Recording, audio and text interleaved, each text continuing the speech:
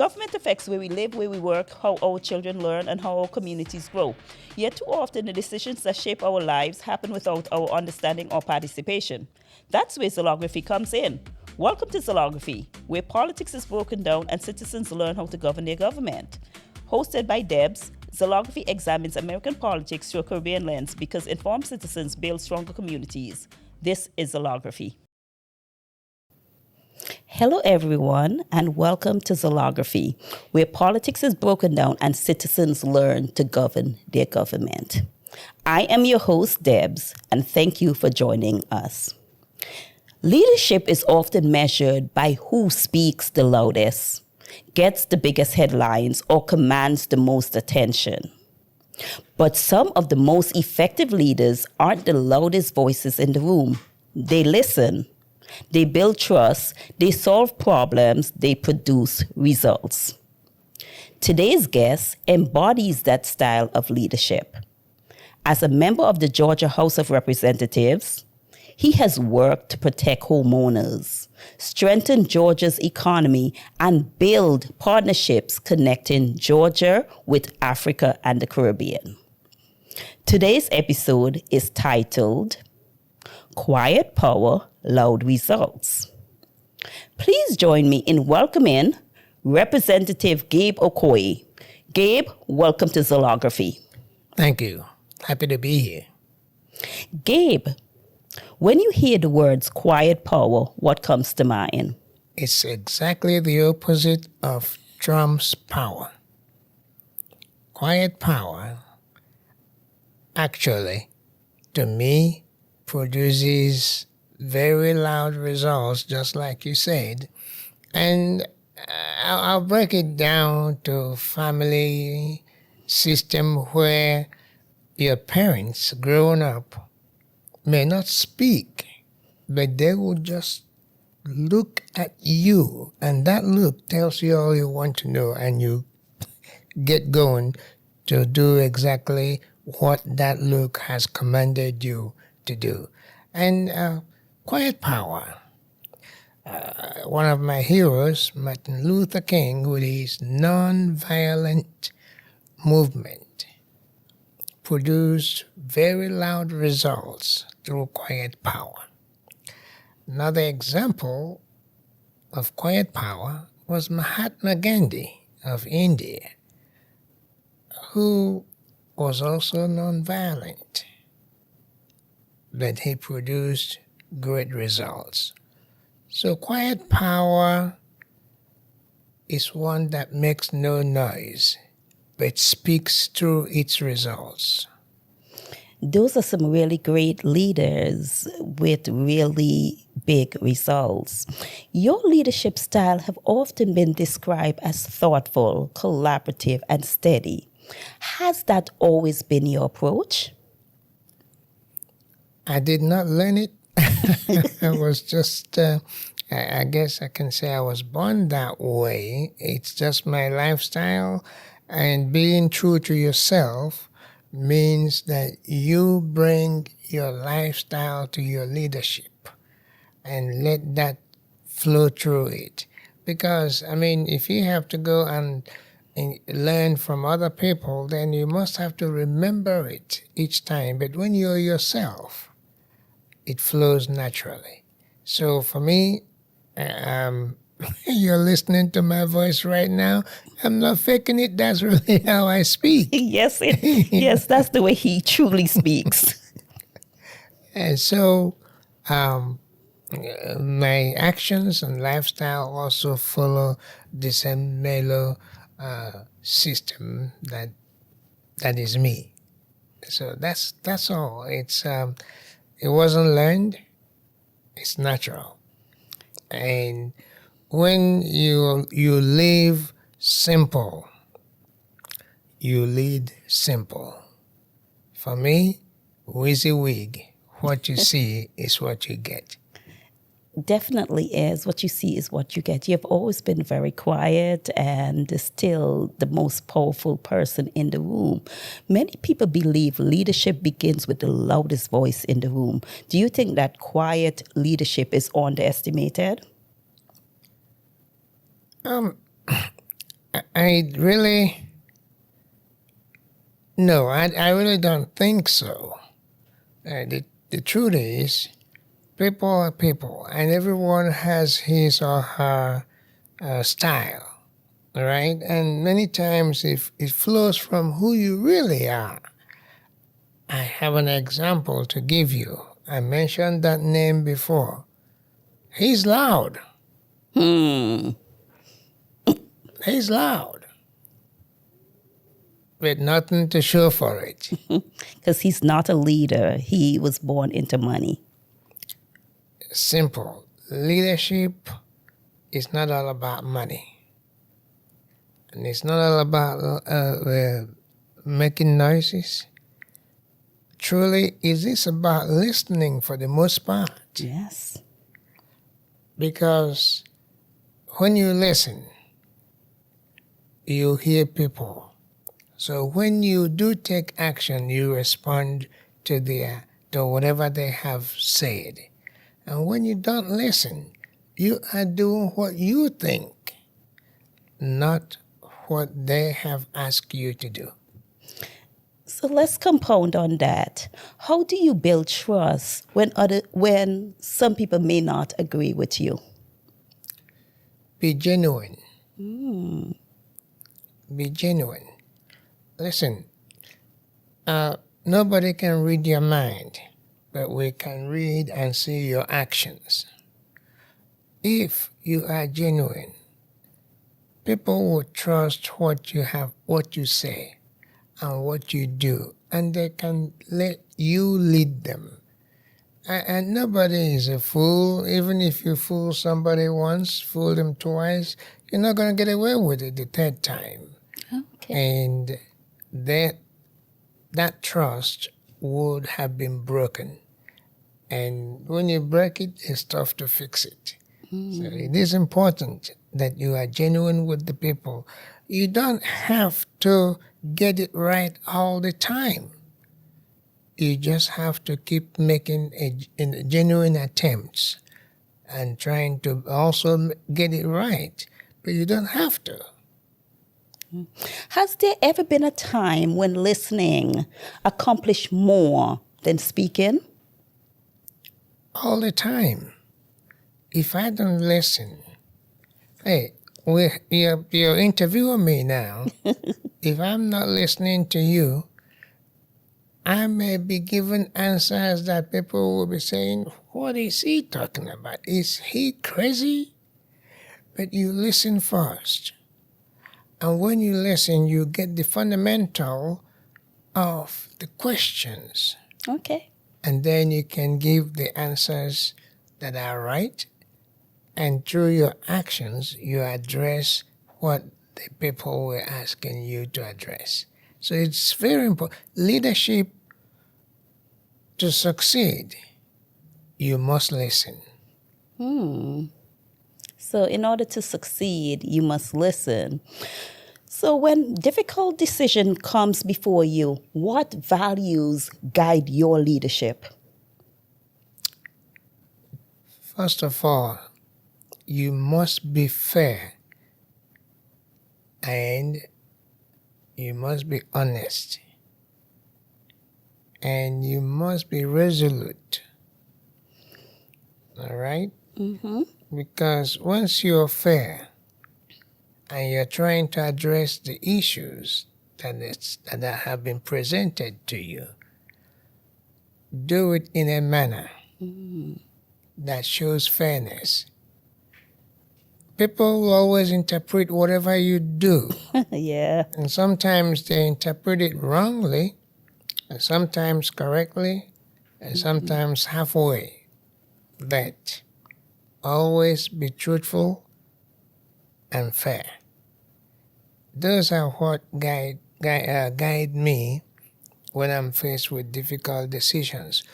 But the other word that I want to interject here is that you also must be fearless. Oh, okay. So now that we know what guides you, let's talk about results. One of your most forward-thinking proposal was creating the Georgia Africa Caribbean Trade Commission. What inspired you to introduce that? Racism.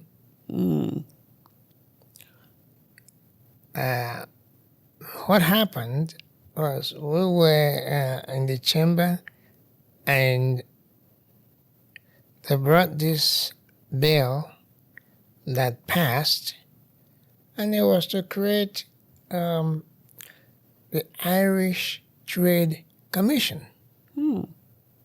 What is that? That is for Ireland. And what does it do? Well, to facilitate trade between the two nations. And I was sitting there, and some of my colleagues, we were like, okay, what about Africa? What about the Caribbean? Okay. Nothing like that, you know? So we got together, and it was like, let's do this. So we got the bill, but this was late in the session. So we never did finish that bill. We are still working on it, and it's going to be back in full and even in a new and improved version next session. So why was it important to include both Africa and the Caribbean? First of all, we could have simply named it Black Trade Commission. But the Caribbean people, for the most part, if you look, the roots, so there's been so much division. I'm from the Caribbean. I know there's been so much division being put, and it's just a facade to try and divide the same people. All right? So we also want to make this attempt to try to bring us together, because what's good for the goose is good for the gander. If it's good for Africa, it must be good for the Caribbeans. And there's strength in unity. Okay, so we thought it would be necessary and good to have both, because there's none for the Caribbeans either. There's none for Africa, so let's bring it together and join forces to get it done. I like that piece of legislation. However, how would stronger partnership benefit everyday Georgian? Well, it is, let me rephrase your question. Okay. How would better trade opportunities benefit everyday Georgians? It increases the money in your pocket. And we love when that money is increased. Okay. So that's just it. And it gives exposure to small businesses in the Caribbean, in Africa, because there are some small businesses that do a lot of good stuff, but nobody pays much mind to it. But through these commissions, they could be promoted to where people now get to take notice and get to patronize them. And that's more money in their pockets. So it's all about economy, basically. So this commission creates opportunities for small businesses, entrepreneurship, students, and professionals. That's a wonderful piece of legislation. So what role do Georgia's African and Caribbean communities play in strengthening these relationships? We'll get to that once we navigate the legislative part of it. As a matter of fact, even before then, because next year we're going to have an economic roundtable that will bring business owners and from the Caribbean, Africa, and here together, so they can get to start to know each other. And we'll be working with the Georgia Economic Development Commission too to get that done. So we're not waiting until the legislation is passed and signed. We're putting some parts of it into action to build trust among each other while we work to get the legislation done. I love it. So if this commission became fully operational, what would success look like in 5 years from now? Well, now, first of all, let me define the roles. Mine is to get the legislation passed. The public's is to take advantage of it. The harder you work through it, the better it is for you. So the result is not going to be the same for everybody. We can open a door. It is for you to walk through it and take advantage of that door that is open. The people who own businesses will have an opportunity to even get to know other businesses that they didn't even know existed. And you can market yourself much better once that commission is there. So it's for the people, the business community, to take advantage of the commission once it is created. My job and my colleagues is to get that done. Okay. Gabe, you're always looking out for small businesses and the community. The community and small businesses has suffered for these past 2 years. A lot of small businesses have closed. So thank you for looking out for them. Another bill that caught my attention focused on protecting homeowners from deed fraud. For viewers hearing that term for the first time, could you explain to us what is deed fraud? Well, deed fraud is when somebody sells your home without you even knowing that your home has been sold. The new person will come and ask you to move. Because he has documents that shows he owns the building or the house or the home. But that was because, and I say was because it's no longer the case, because you can go to the clerk of court's office and they are prohibited, or they were banned from asking you for an ID to transact any deed business. So you can actually walk in there, pick up. It was an honor system. You can walk in there, pick up somebody's deed, and change the title. So Change the title? Yeah, you can do that, and nobody will ask you for Any documents? any documentation. You know, so some scrupulous individuals were taking advantage of it. I mean, the one that it was actually a constituent of mine that brought that to my attention. And then, coincidentally, the same day that he brought this to my attention, I was watching the TV, and there was this 77-year-old man and his wife with their furniture by the street side. Oh, wow. I could see the wife, but not the man. They've owned their house for 40 years. 40 years, and somebody sold it. This man refused to leave his house, so the police arrested him and put him in jail. That's why I did not see the man, because he wasn't leaving his house. He was in jail? He was in jail because their new owner had illegitimate documents. So they put him in jail.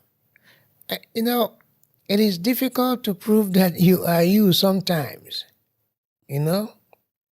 So, and I saw another one, I think his name was Eric Clark in DeKalb County, owned his house for 20 years and lost it. And one more, they took out a second mortgage in this person's name. Oh, wow. I mean, it was too much. So I went to work addressing the cause of the problem, which is now, while we were working on the legislation to stop this, we were asking counties to develop a system whereby you will be notified if anybody filed anything with your home information, with the clerk's office. Fortunately, the bill passed, so now the clerk will not only ask you for ID, they will keep your ID on file for decades. So now that's no longer happening because we've closed that loophole. Plus, there's another part of the bill that legislation that people didn't know much about. Senior citizens were being taken advantage of. These people will send them flyers, and they say they'll make them an offer on their home. Okay. And most of the time, the offers are so low. So now, that bill just said, you can make the offer, but you're going to state in bold, capitalized letters if that offer is above market value, equal, or below, so that senior citizen would know what you're offering. Because many times when they see that money, maybe a time they need money, they're like, what the heck? And they'll sell the house so low, So that wasn't good. How serious was this issue here in Georgia? It was very serious. Oh, wow. Yeah. Because, I think I forgot the TV channel that was always carrying this information. I forgot the TV. It's a local TV channel that was always carrying this information about people who lost their house to fraud.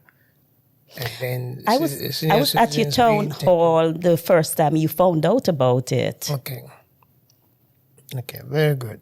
And yes, I do have my town halls every quarter. By the way, the next one is on August 27th. So if you're watching and you are in Gwinnett, please come. It will be at the Lawrenceville City Hall, 6:30 to 8:30 p.m., not in the morning. Yeah, because folks might show up in the morning. Yes, right. So why do you think, or why do you believe that the existing law wasn't enough? If it was, this wouldn't be happening. Why? It didn't make sense. Yeah, there was honor system, and people were good then, but today things are not the same as they were yesterday. The existing law, the law that was existing back then, didn't require you to show any ID. Oh, so you can just walk off the street and say, I'm Gabe Okoye. That is the loophole that those people took advantage of. And there's also plenty of penalty provided in my legislation that became law today if you tried such. That's it. What challenges do you face in moving bills through the legislative process? Well, I'm a member of the minority party. As a matter of fact, people didn't believe that somebody of the minority party would pass a bill in their freshman year. It's not an everyday occurrence. It's very rare. But my style is not threatening to anybody, and I get along with people of the other party. Yes, we have two-party systems. If we actually listen to each other, that's good. you know. But we should not be enemies just because we don't belong to the same party. So I make sure of it.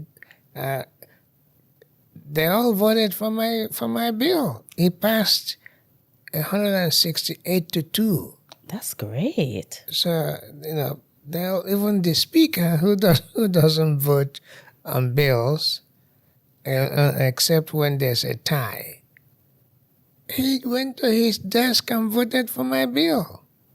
So, if you build bridges, you'll be able to cross it when necessary. If you burn it, you're stuck on one side. I'm glad that at least you got bipartisan vote on your bill. Could you tell our audience what practical steps can families take to protect one of their biggest investments, their home? Well, I have done it for them. It's right now. Your home is your home, and nobody is gonna go sell it without you knowing. And then before you know it, your stuff is by the roadside. So the other stuff you need to do is to make sure you have insurance. Home insurance, and also make sure you pay your property taxes. And basically keep it up the much you can, all right? Because your home is the anchor for your family. Yes, it is. It is very important. It anchors your family. It's good to know that you come from here and you're going back here. So that is wonderful. Talking about families, Georgia continues to experience tremendous growth. What excites you most about the state's future? Well, let me go back to my county, Gwinnett County, and also to a time when I was the Democratic Party chairman. When I was running for party chairman, Gwinnett was very red. It was basically 100% controlled by the other party. I would tell people that I'm going to turn Gwinnett blue. They will laugh at me. They laughed in my faces. That it wasn't possible. Okay? But I'm an engineer, and with an engineering eye, I looked all through Gwinnett. I knew Gwinnett cannot be this diverse and be red. That was why I was insistent that it's going to be turned blue. And they elected me, and today Gwinnett is navy blue. Not just blue. Not only that, it is reflective of the diversity that is Gwinnett, diverse county. That's the most diverse county in this state. I heard that before, that Gwinnett is one of the most diverse county. No, not one of the most. It is the most diverse county in this state. Oh. Today. That's why I'm from Nigeria originally. I'm serving in the House. There are people from Bangladesh, people from Pakistan, people from Palestine, all over. They all serve in the House from Gwinnett. From Gwinnett. So I am so happy that Georgia, our state, is becoming the great melting pot for all people. That's a nice view. Georgia becoming a melting pot for everyone. When you were elected to office, there were 4 other Africans, Nigerians that were elected alongside you? Yeah, there were 5 of us. One of us was married to a Nigerian. Oh, okay. Yeah, and unfortunately she passed. I heard. I continue to bless her soul. But there are still 4 of us still serving. Okay. Yes. What opportunities do you see for Georgia's African and Caribbean communities over the next decade? These opportunities will come with unity. That's why it is important that we unite, because there's power in numbers. There's power in numbers. True that. It is very obvious that we may come from different parts of the world, but out of many, we are one. Out of many. I think Jamaica's motto is out of many, there's one too. That's Jamaica's. I think so. I really don't even know. So if it's that, I'm happy. That means I'm home with them, you know. But it is the truth, because out of many, we are one. It is true. We don't have to keep dividing ourselves. So once you have that strength in numbers, you use it to your advantage. Mm-hmm. That is how the system works. And that is something that we need to take advantage of. And understand that with numbers, we become so much stronger. And that's why in some quarters, they would rather see us divided, because they are afraid of what could be accomplished with our numbers. I've seen how the Caribbean is becoming divided, Trinidad against Venezuela, and now the Caribbean is backing away from Cuba. So for a legislation to bring us together here in Georgia, that's powerful.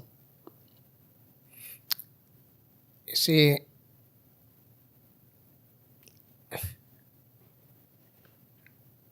we have to be there for each other. The Caribbeans, seeing Cuba going through what they go through and keeping quiet. Whew. It's just that divide and conquer thing. Listen, if they come for A and B and C do nothing, when they come for B, A and C will do nothing, and when they come for C, B and A will do nothing, and all have been conquered. But that's what a lot of people don't realize. Even our prime ministers in the Caribbean, we are not sticking up for each other, and we're not standing up to become stronger and one. What they say is that, we're just small islands, what we can do. But America needs all of us. We are from the Americas. Africa, too. We are so much stronger when we stand together and we unite. Yep, it is. That's why I started with unity. Unity. Okay, that's what it would take. Can you imagine a situation where the Caribbean decides to be trading with Cuba?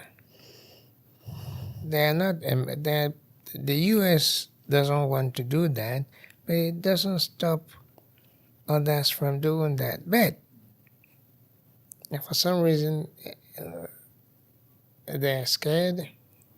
They're scared. You know, that's what The Caribbean was becoming more united. We were getting our oil from Venezuela through Petrol.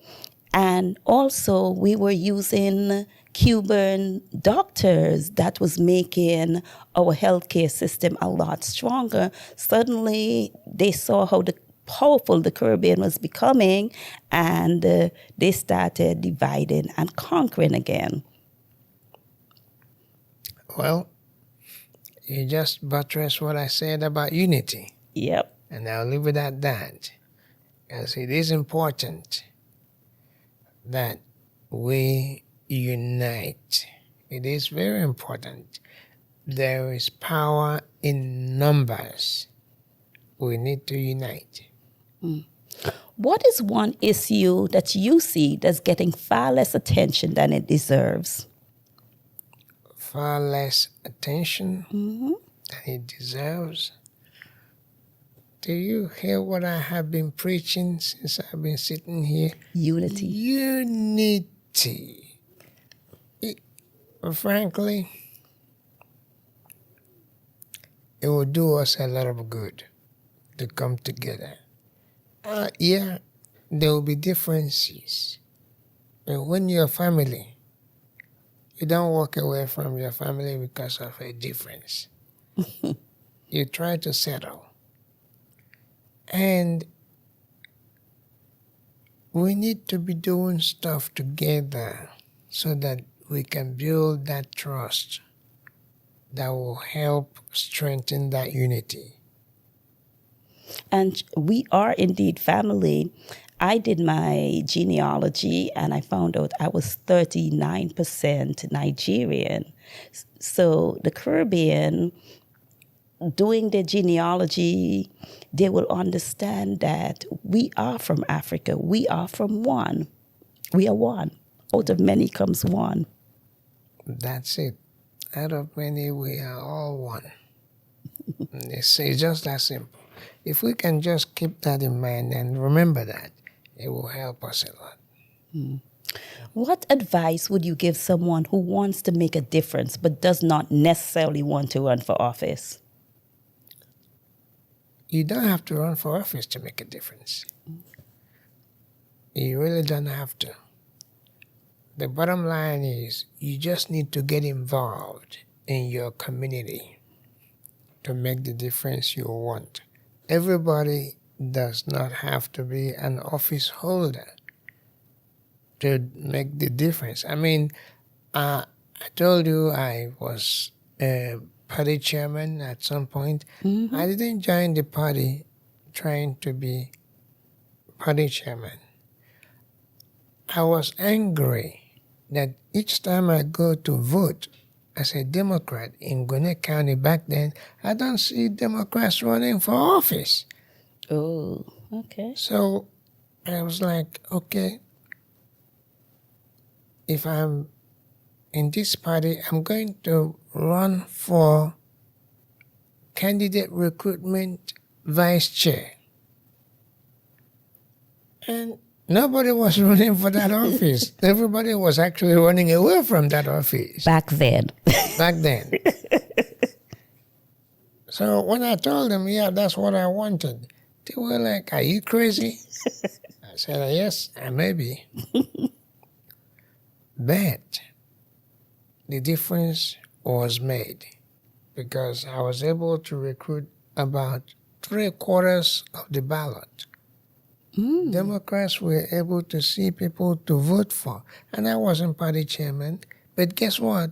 It was one thing that people saw and they were like, they're going to vote for me. In a 3-person race, I got close to 68% of the vote. Oh, okay. You see? But you don't have to run for office to make a difference. The difference is how you define it and also what is important to you. My son, Zeke, next month he'll be doing what he does, which is feeding the hunger and the homeless in downtown Atlanta. He's not running for office. He will never run for office. The son I know, that's my last child. But that's something that he's passionate about and something that he is doing, and it gives him joy. You don't have to run for office to make a difference. So you're telling us that find out something that we are passionate about and do it for the better of the community, and that's what will make a difference? Right now, you are not holding any office, but you are providing information to the community, vital information. You had me here. I had to get up very early on a day I'm not going to downtown to still come here. You are making a difference. You find out what makes you happy, what you're passionate about, and provide it for your community. Even if there are others doing it, it's still okay. You may collaborate with them, or you may just do it by yourself, but just do it. Be Nike. Just do it. That's it. Just do it. I love that. And thank you so much for that. Gabe, I so hope that I'm making a difference one step at a time. When your public service comes to an end, what legacy do you hope you have left behind? I hope that I have spoken loudly that you can do a lot with soft power. Yes. And I hope that my legacy will be that of truthfulness in public service. That's something that is lacking. But I hope that people will remember that I was fair, and that I also tried to reach out to the voters, because they always complain that, oh yeah, once we vote for you guys, we never see you again. No, you come to my town halls, you see how packed they usually are, and people come because I invite everybody, and I keep my town halls non-partisan, because what we do is provide information, vital information to the community, and that information is neither blue or white or red. So we provide information, and people do come, because I did not forget when I was campaigning for the first time. This old lady said, I like you, son, I'm going to vote for you, but I know that'll be the last I see you. I said, why? He said, that's what you guys always do. I guess you'll come back when you need my vote again. That struck me. I go everywhere. Invite me. I will come. I want to meet everybody. And when I invite you, come. I want to meet you. Thank you. Thank you so much, Gabe. Quiet power, loud results, indeed. We are now at Zlography lightning round. Ooh. You won't be zapped. There are no wrong answers. I will give you a word or sentence, and the first thing that comes into mind, you will have to respond. The first thing is jollof rice or pepper soup. Now, if nothing comes to my mind, what do I do? And in this case, it will be both. Because jollof rice, pepper soup, both, please forgive me and don't get me hungry. I'm already hungry. I might be pronouncing this wrong. Enugu or Atlanta? Well, Enugu is a very gentle city. Very gentle city. but I live in Atlanta. It's Atlanta. Afro beats or high life? Well, it's difficult to choose one because some are good, some are not so good in both genre, but I'm going to say both. Okay. Lion or elephant? It depends on what you want to do with it. One chase you, one you can ride. No, I'm just going to go with the elephant. Lion is too violent for me. The Nile or Niger River? Well, Niger River is one I know. Okay. Is one I passed through. My house in Nigeria is 25 minutes from Niger River. So, River Niger, that's what we call it. If you could visit one country beside Nigeria tomorrow, where would you go? New Zealand. I was hoping Antigua. On my way back. One African leader, past or present, whom you admire? Thomas Sankara, past. Okay. One misconception people have about Africa? It's all dominated and inhabited by lions and animals. But they don't know. For instance, Lagos, Nigeria, that's the largest city in Nigeria, with 30,000 people. Oh. I mean, 30 million. Did 30, I say 30,000? Yeah, you said 30,000. 30 million people. How many cities in this country have that kind of population? I'd say none. None. One African value the world needs more of? What African value? Yes, one African value that the world need more of.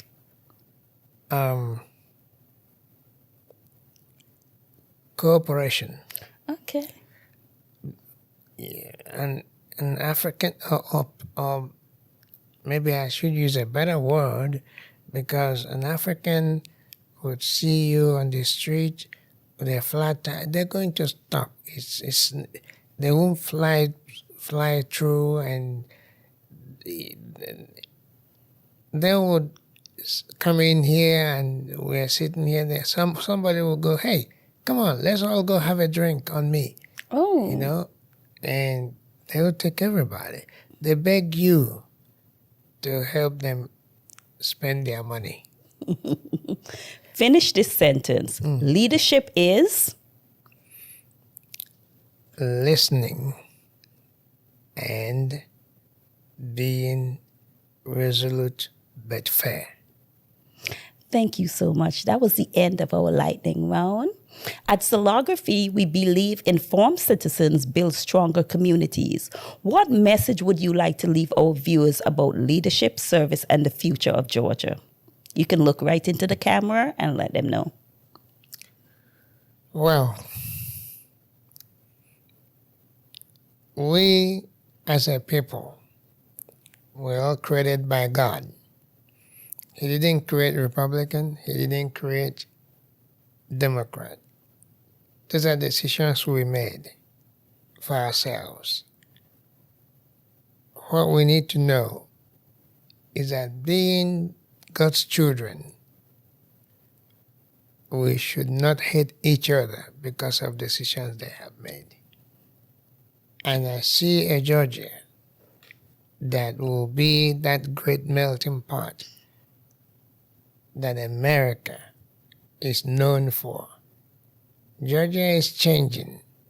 Let's take time to direct that change so it will be for the benefit of all. Thank you. Gabe, thank you so much for joining us today. Thank you for sharing your journey, your perspective, and your commitment to serving the people of Georgia. Today's conversation reminds us that leadership isn't always measured by how loudly we speak.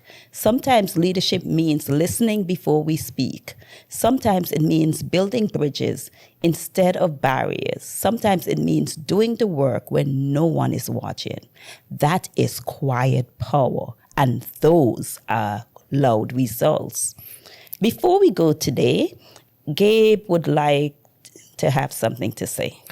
Yes, and what I have to say is that you have been doing a lot of good quietly, and you're not running for office. I don't know if we have time. Your bio is so long, but I have a resolution here for you from the House of Representatives. Okay, and I'm just going to read a couple of sentences, and then I'm going to hand this to you. It says, House Resolution 19EX by Representative Okoye, McQueen, quite a few of us and others. It says, recognizing and commending Deborah Judges for other purposes. And it goes, whereas Deborah Judges is an Antiguan American community leader, civic advocate.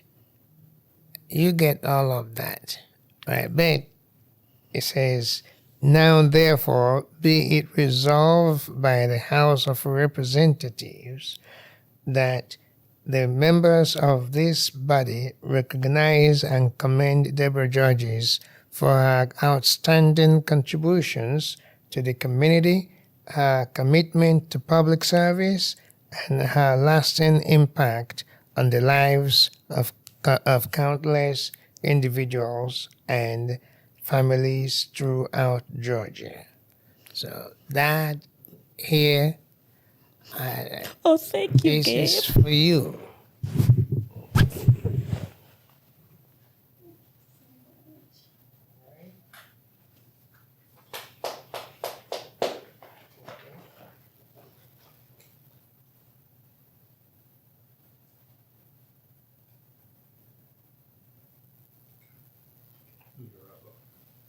That was a nice surprise. Thank you so much. You're welcome. You deserve it. Yeah, 20 years in community service here in Georgia. Before we go, here is this week's Zlography action item. Learn about one bill currently before the Georgia General Assembly. Read it. Understand how it affects your community. Don't hesitate to contact your elected officials with your questions. If today's conversation challenged you, inspired you, or taught you something new, please like, comment, subscribe, and share this episode with your family, your friends, and your community. Every conversation we have is another opportunity to help citizens better understand government and become more engaged in shaping their future. Gabe, if the community needs to get in contact with you, how do they reach out to you? Oh, well, they can reach out to me through my website, voteforgabe.com, or they can also reach out to me on this number, because I give out my number, 770-557-7808. I give it out because you can't hide from the public when you serve them. And if you have any questions, feel free to call Gabe Okoye. Thank you so much for visiting Zlography. You're welcome. It's been a pleasure.